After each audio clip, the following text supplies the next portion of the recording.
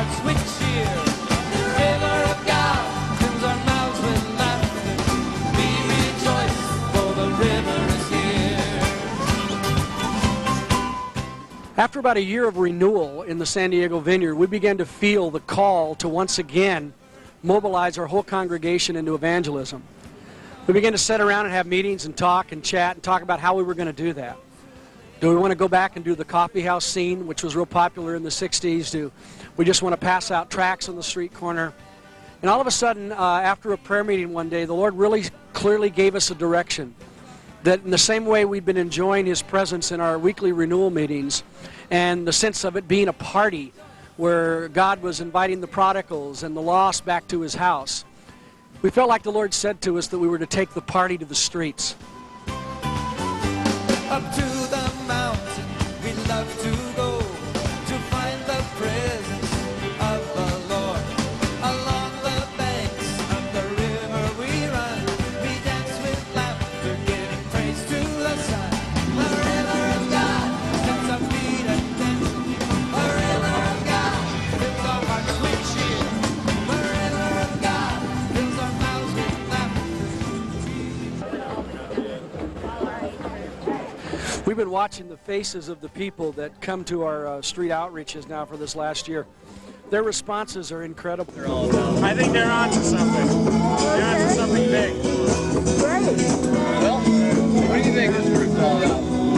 I think they're all about having fun and dancing. No, I said it's great to dance and sing in celebration of someone or something that you believe in. I think they're having fun, they're dancing and having a great time.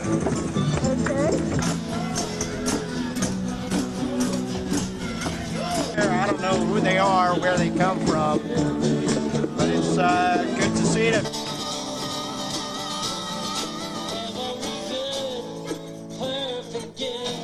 Oh, I like it. It's pretty nice. I just got here myself.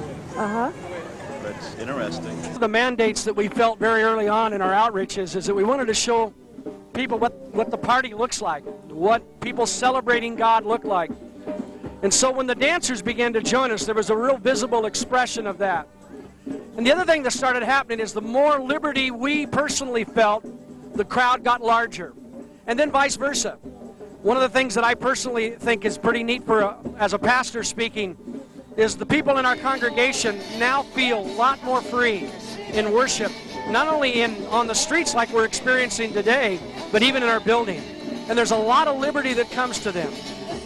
And the other thing the Lord really was clear with us is that we were not to gauge the success of our outreach on some kind of head count or numbers. We were just to celebrate God in a public place. And as we took the celebration, the party from the sanctuary to the streets, God would in His own way draw people into the kingdom. So they're going to get resurrected today. Pacific Beach, listen up. There's several people that are going to get resurrected today. And when they come out of the water, they're going to be new creatures.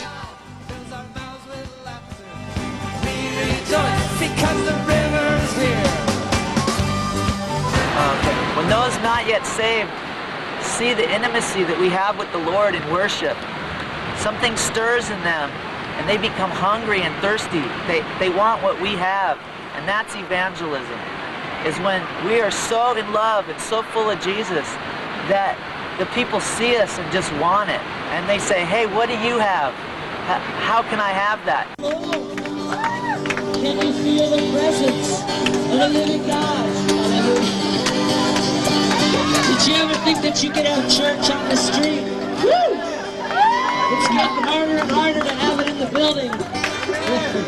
God told us it's time to go outside and take the party to the streets. And we just want to ask everybody who's here today in San Diego to forgive us for keeping the party in the building and trying to hog God, you know.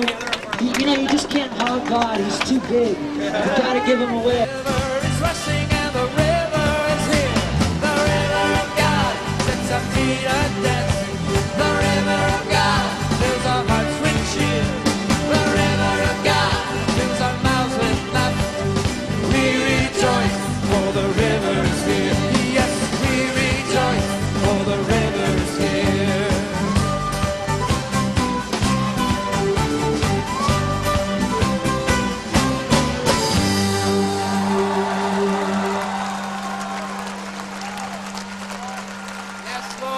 Let this freedom grow, Lord.